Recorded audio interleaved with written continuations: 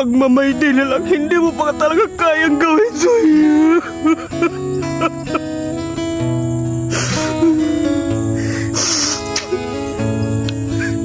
Grabe ka naman, Zoy. Zoy, please naman, i-mayday mo ako.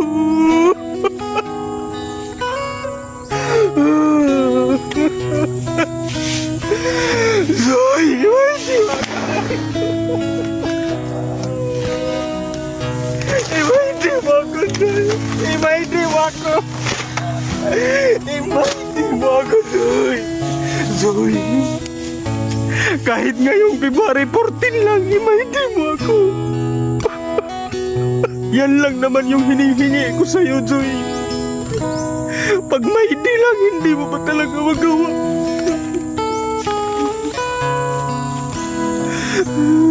Kahit i-mayday lang, isang araw lang naman yung hinihingi ko.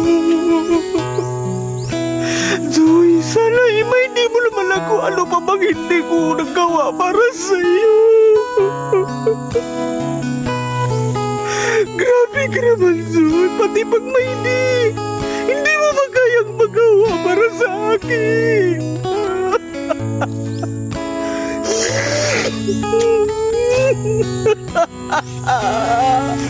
I-mayday.